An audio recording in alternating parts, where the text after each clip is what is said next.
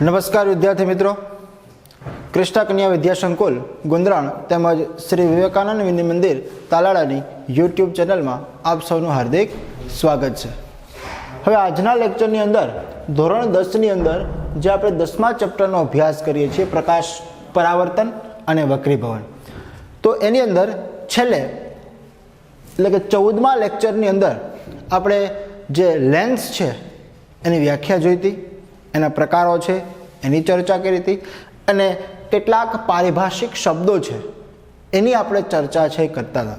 તો એની અંદર શરૂઆતની અંદર 3 પારિભાષિક શબ્દો છે એના વિશે આપણે વાત છે કરી હતી। તો ત્યાંથી આપણે આગળ વધીએ તો ત્યાર પછીનો જે પારિભાષિક શબ્દ છે એ છે લેન્સનું મુખ। તો લેન્સનું મુખ કોને કહેશું? તો યાદ રાખશું આપણે કે કોઈ પણ વક્રકાર લેન્સ હોય તો વક્રકાર લેન્સની જે વર્તુળાકાર કિનારી હોય, આ વર્તુળાકાર કિનારીના અસરકારક વ્યાસને લેન્સનું શું કહેવામાં આવે? મુખ તરીકે ઓળખવામાં આવે છે। તો જો આપણે વ્યાખ્યા લખવી હોય તો લખી શકીએ કે 3 પારિભાષિક શબ્દો છે એ આપણે આગળના લેક્ચરની અંદર ચર્ચા કરી હતી। ત્યાર પછીનો ચોથો પારિભાષિક શબ્દ એટલે કે લેન્સનું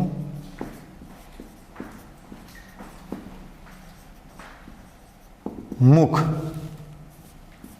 તો હમણાં જ આપણે વ્યાખ્યા જોઈ કે લેન્સના મુખ કોને કહેશું? તો કે કોઈ પણ જે વક્રાકાર લેન્સ હોય અને વક્રકાર લેન્સની જે વર્તુળાકાર કિનારી છે આ કિનારીના અસરકારક વ્યાસને તો લખીએ આપણે કે વક્રકાર લેન્સની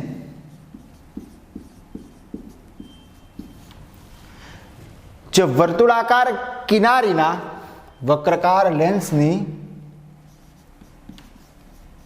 વર્તુળાકાર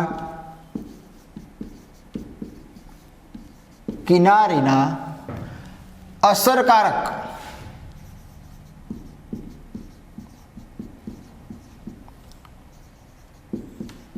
વ્યાસને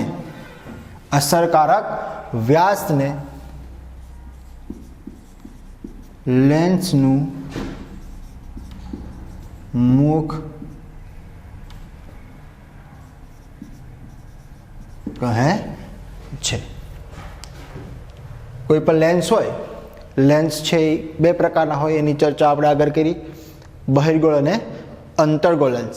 તો આ જે વક્રકાર લેન્સ છે એની જે વર્તુળાકાર જે સપાટી છે આ સપાટીના વ્યાસને લેન્સનું મુખ તરીકે ઓળખવામાં આવે છે। ત્યાર પછીના પારિભાષિક શબ્દની વાત કરીએ તો એ છે વક્રતા ત્રિજ્યા। તો સૌપ્રથમ પહેલા એની વ્યાખ્યા જોઈએ કે ભાઈ વક્રતા ત્રિજ્યા કોને કહેવાય?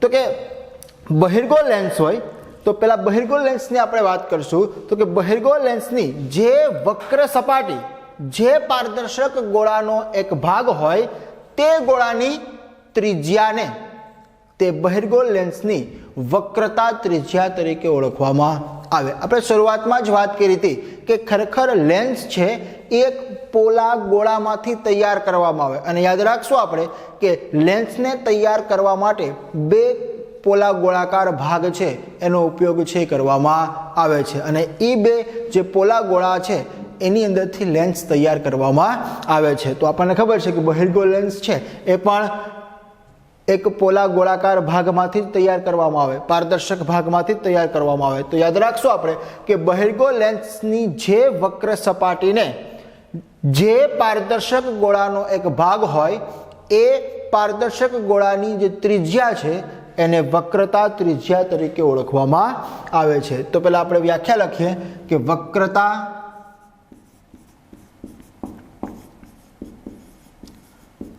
ત્રિજ્યા। તો વક્રતા ત્રિજ્યાની વ્યાખ્યા શું થશે? તો કે બહિર્ગોળ લેન્સની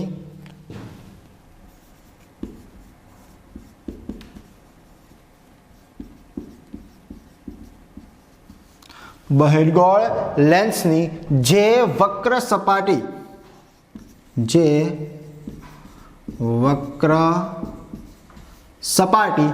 જે પારદર્શક જે પારદર્શક ગોળાનો એક ભાગ હોય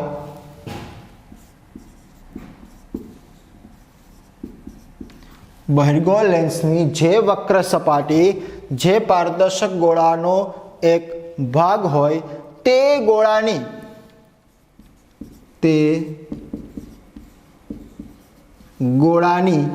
ત્રિજ્યાને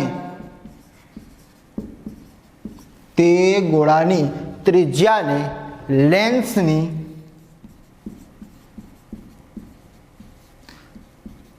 તે સપાટીની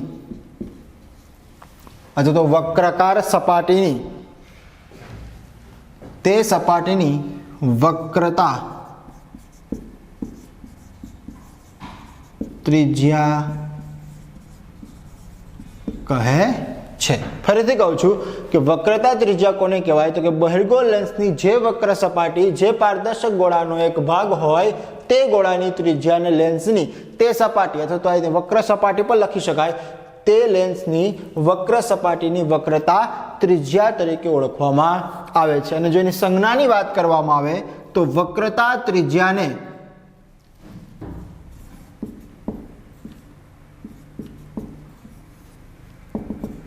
વક્રતા ત્રિજ્યા છે એને કેપિટલ આર વડે દર્શાવવામાં આવે। કેના વડે દર્શાવશું આપણે? Capital R. અને એક પણ યાદ રાખશું કે બહિર્ગોળ લેન્સ હોય તો એ બે પોલા ગોળાકાર ભાગમાંથી તૈયાર કરવામાં આવે, આટલા માટે એ બે પોલા ગોળાઓ લેવામાં આવે, આટલા માટે બહિર્ગોળ લેન્સ છે એની વક્રતા ત્રિજ્યા છે એ પણ બે હશે। તો જે પહેલી છે એને R1 કહેશું, બીજી છે એને R2 તરીકે ઓળખવામાં આવે છે। જો આપણે સમજવાનો પ્રયત્ન કરીએ તો દાખલા તરીકે આ એક બહિર્ગોળ લેન્સ છે, બરાબર? તો આ બહિર્ગોળ લેન્સ છે એ કેમ તૈયાર થયો હશે તો કે બે ગોળાકાર ભાગમાંથી તૈયાર થયો હશે। એક આવી રીતના હશે, એક આવી રીતના હશે। તો આ ગોળાનું કેન્દ્ર, આ ગોળાનું કેન્દ્ર। હવે આ જે પોલો ગોળાકાર ભાગ છે એની આ ત્રિજ્યા થશે, આની આ ત્રિજ્યા થશે। ત્રિજ્યા એટલે આપણને ખબર છે વ્યાસ છે એનું અડધું, બરાબર? અથવા તો એને વ્યાખ્યા સ્વરૂપે જો દર્શાવ્યું હોય ગાણિતિક પરિભાષાની અંદર તો ત્રિજ્યા કોને કહેવાય તો કે જે રેખાખંડનું એક અંત્ય બિંદુ વર્તુળનું કેન્દ્ર હોય અને બીજું અંત્ય બિંદુ વર્તુળ પરનું બિંદુ હોય તો તેવા રેખાખંડને વર્તુળની ત્રિજ્યા કહેવાય, બરાબર? દાખલા તરીકે આ વર્તુળ છે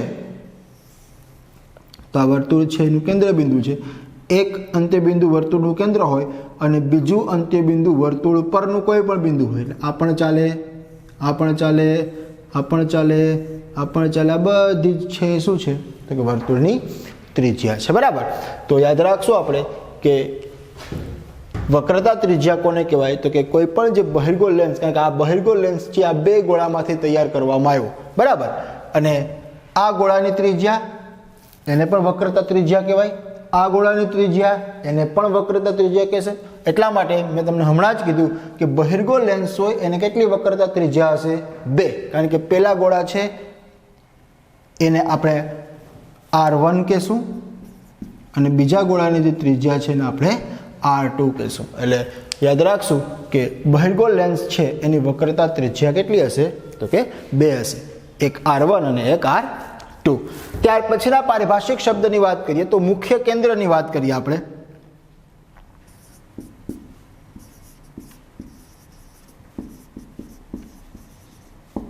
હવે મુખ્ય કેન્દ્ર કોને કહેશું તો યાદ રાખશું આપણે કે કોઈ પણ જે બહિર્ગોળ લેન્સ છે તો બહિર્ગોળ લેન્સ પર તેના મુખ્ય અક્ષને સમાંતર આપાત થતા પ્રકાશના કિરણો છે।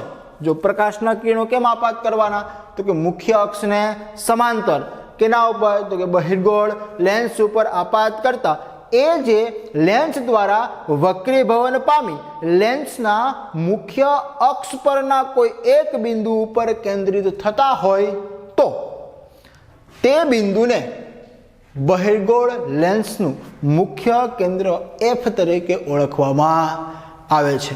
જો કેન્દ્રિત થતા હોય તો એ બહિર્ગોળ લેન્સ છે એનું મુખ્ય કેન્દ્ર એફ કહીશું, અને જો વિકેન્દ્રિત થતા હોય એવો ભાસ થતો હોય તો એ અંતર્ગોળ લેન્સ છે એનું મુખ્ય કેન્દ્ર એફ તરીકે ઓળખવામાં આવે છે. તો પહેલા આપણે વ્યાખ્યા લખી લઈએ અને ત્યાર પછી એને સમજવાનો પ્રયત્ન કરીશું. તો પહેલા બહિર્ગોળ લેન્સ છે એની વાત કરીએ તો કે બહિર્ગોળ લેન્સ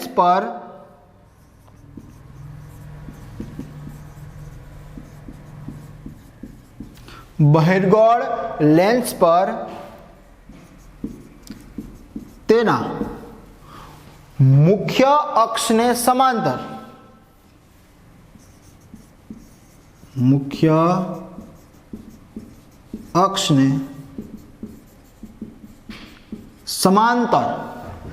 આપાત થતા મતલબ પડતા પ્રકાશના કિરણો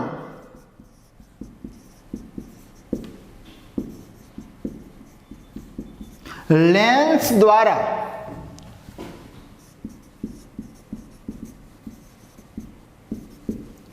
વક્રીભવન પામી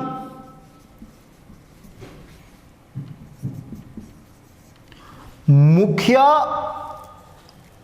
અક્ષના વક્રીભવન પામી લેન્સના મુખ્ય અક્ષના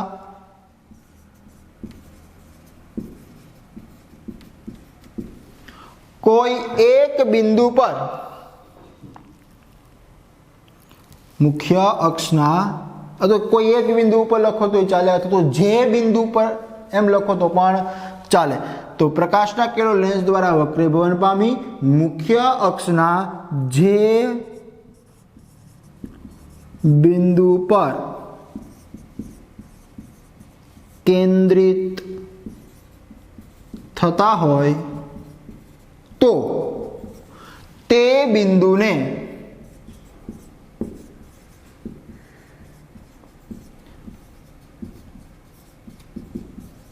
બહિર્ગોળ લેન્સનું મુખ્ય કેન્દ્ર એફ કહે છે. બરાબર. હવે જો બહિર્ગોળ લેન્સ હોય તો એના ઉપર જ્યારે પ્રકાશના કિરણો છે એ મુખ્ય અક્ષને સમાંતર આપાત કરવામાં આવે તો વક્રીભવન પામી અને સામેની બાજુ મુખ્ય અક્ષના કોઈ એક બિંદુ આગળ કેન્દ્રિત થશે. પરંતુ જો અંતર્ગોળ લેન્સ હોય તો ત્યાં વક્રીભવન પામ્યા પછી એ પ્રકાશના કિરણો છે એ કોઈ એક બિંદુ ઉપર કેન્દ્રિત થશે નહીં, પરંતુ વિકેન્દ્રિત થતો હોય એવો શું થશે? ભાસ થશે. કારણ કે એ જે વક્રીભૂત કિરણો છે એને જો પાછળની તરફ લંબાવવામાં આવે તો પાછળની તરફ લંબાવતા એ મુખ્ય અક્ષના કોઈ એક બિંદુ ઉપર વિકેન્દ્રિત થતા હોય એવો આપણને ભાસ થશે. તો એ બિંદુને અંતર્ગોળ લેન્સ છે એનું મુખ્ય કેન્દ્ર એફ તરીકે ઓળખવામાં આવે. તો જો આપણે સમજવાનો પ્રયત્ન કરીએ તો જો આ એક બહિર્ગોળ લેન્સ છે, આ મુખ્ય અક્ષ છે, આ ઓપ્ટિકલ સેન્ટર O છે. હવે આ એક પ્રકાશનું કિરણ, આ બીજું પ્રકાશનું કિરણ, આ ત્રીજું પ્રકાશનું કિરણ, આમ પ્રકાશના કિરણો મેં મુખ્ય અક્ષને સમાંતર લેન્સ ઉપર શું કર્યા છે? આપાત કર્યા છે. હવે આ પ્રકાશનું કિરણ છે વક્રીભવન પામીને આમ નીકળશે, આ પ્રકાશનું વક્રીભવન પામીને આમ નીકળશે, આ પ્રકાશનું વક્રીભવન પામીને આમ જાય, આ પ્રકાશનું વક્રીભવન પામીને આમ જાય. તો જો આ બધા જ પ્રકાશના કિરણો વક્રીભૂત પામી અને આ બિંદુ ઉપર શું થયા? કેન્દ્રિત થયા. તો આ બિંદુ છે અને બહિર્ગોળ લેન્સનું શું કહેશું? તો કે મુખ્ય કેન્દ્ર એફ તરીકે ઓળખવામાં આવે છે. અને આ જગ્યા ઉપર જો કદાચ અંતર્ગોળ લેન્સ છે એની વાત કરીએ આપણે તો આ અંતર્ગોળ લેન્સ છે એનું મુખ્ય કેન્દ્ર એફ છે, આ એનું ઓપ્ટિકલ સેન્ટર O છે. તો આ મેં પ્રકાશનું કિરણ આપાત કર્યું મુખ્ય અક્ષને સમાંતર તો એ વક્રીભવન પામીને આમ જાય, આ પ્રકાશનું કિરણ મેં આપાત કર્યું તો વક્રીભવન પામી આમ જાય. તો આ બે વક્રીભૂત કિરણો છે ક્યાં એકબીજાને છેદવાના નથી, પરંતુ આ બંને વક્રીભૂત કિરણો છે ને જો પાછળની તરફ વિકેન્દ્રિત કરવામાં આવે તો એ આ બિંદુ આગળ ભેગા થાય છે, તો એ બિંદુ છે એને અંતર્ગોળ લેન્સનું મુખ્ય કેન્દ્ર એફ તરીકે ઓળખવામાં આવે છે. અને બીજી વાત કે બહિર્ગોળ લેન્સ છે એનું જે મુખ્ય કેન્દ્ર એફ છે એ બંને સપાટી ઉપર હશે. એટલા માટે આપણે એવું કહી શકીએ કે મુખ્ય કેન્દ્રો પણ કેટલા હશે? 2. જે પહેલું છે ને F1 કહેશું, બીજું છે ને F2 તરીકે ઓળખવામાં આવે છે. તો આ વાત થઈ લેન્સ છે એના મુખ્ય કેન્દ્રની, કે બહિર્ગોળ લેન્સ પર જે તેના મુખ્ય અક્ષને સમાંતર આપાત થતા પ્રકાશના કિરણો લેન્સ દ્વારા વક્રીભવન પામી લેન્સના મુખ્ય અક્ષના જે બિંદુ પર કેન્દ્રિત થતા હોય તે બિંદુને બહિર્ગોળ લેન્સનું મુખ્ય કેન્દ્ર એફ કહેવાય.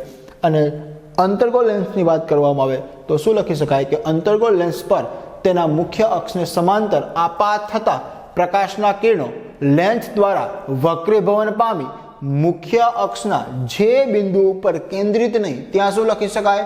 વિકેન્દ્રિત થતા હોય તેવો ભાસ થતો હોય તો તે બિંદુને અંતર્ગોળ લેન્સનું મુખ્ય કેન્દ્ર એફ તરીકે ઓળખવામાં આવે છે. બરાબર. તો અહીંયા એફ છે, એમ આ બાજુથી હું પ્રકાશના કિરણો આપાત કરું તો આ બાજુ કેન્દ્રિત થશે.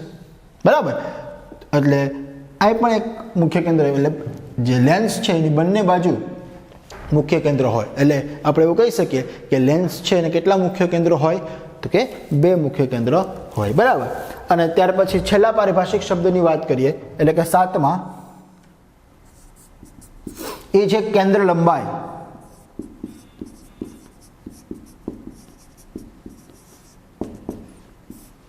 બરાબર. હવે કેન્દ્ર લંબાઈ કોને કહેશું? તો કે સાવ સરળ વ્યાખ્યા છે કે લેન્સ છે એનું જે ઓપ્ટિકલ સેન્ટર O છે અથવા તો જે પ્રકાશીય કેન્દ્ર O છે એ અને જે મુખ્ય કેન્દ્ર F છે આ બંને વચ્ચેનું જે અંતર છે, કોની વચ્ચેનું અંતર? તો કે ઓપ્ટિકલ સેન્ટર O અથવા તો પ્રકાશીય કેન્દ્ર O અને મુખ્ય કેન્દ્ર F વચ્ચેના અંતરને કેન્દ્ર લંબાઈ તરીકે ઓળખવામાં આવે છે. તો કોની વચ્ચેનું અંતર? તો કે ઓપ્ટિકલ સેન્ટર O એટલે કે લેન્સના પ્રકાશીય કેન્દ્ર અને મુખ્ય કેન્દ્ર વચ્ચેના અંતરને શું કહેશું આપણે? કેન્દ્ર લંબાઈ તરીકે ઓળખવામાં આવે છે. તો વ્યાખ્યા લખીએ કે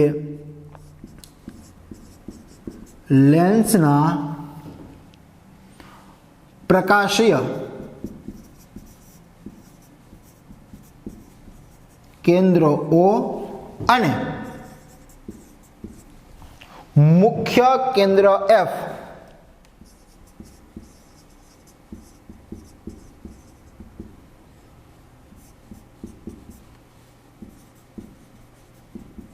વચ્ચેના અંતરને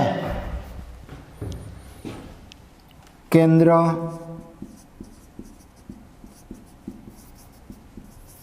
લંબાઈ, એને કઈ સંજ્ઞા વડે દર્શાવશું? સ્મોલ એફ વડે દર્શાવશું. બરાબર. કેન્દ્ર લંબાઈ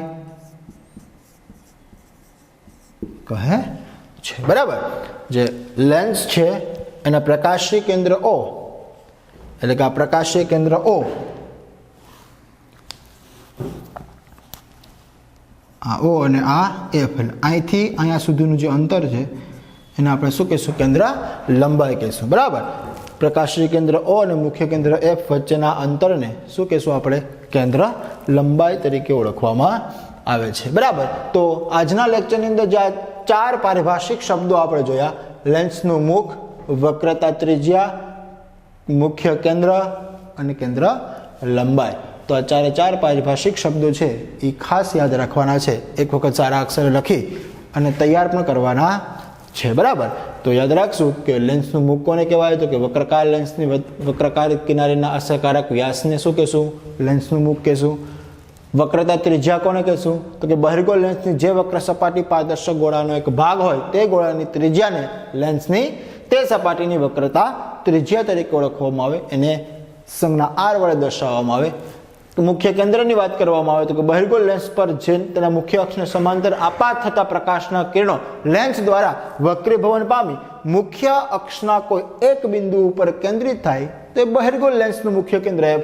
અને જો અંતર્ગોળ લેન્સ હોય તો પાછળની તરફ વિકેન્દ્રિત થતા હોય એવો ભાસ થાય તો એને અંતર્ગોળ લેન્સનું મુખ્ય કેન્દ્ર એફ તરીકે ઓળખવામાં આવે છે અને કેન્દ્ર લંબાઈની વાત કરવામાં આવે તો લેન્સના પ્રકાશીય કેન્દ્ર અ એટલે કે ઓપ્ટિકલ સેન્ટર અ અને મુખ્ય કેન્દ્ર એફ વચ્ચેના અંતરને તે લેન્સ છે એની કેન્દ્ર લંબાઈ તરીકે ઓળખવામાં આવે છે. તો આ ચાર પારિભાષિક શબ્દો આગળના લેક્ચરની અંદર પહેલા 3 પારિભાષિક શબ્દો છે એની વાત કરી હતી.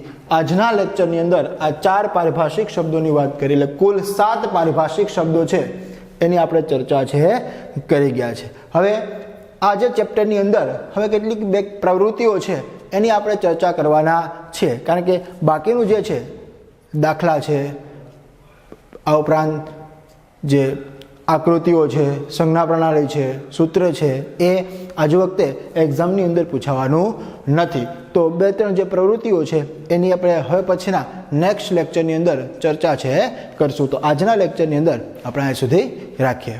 Okay, thank you.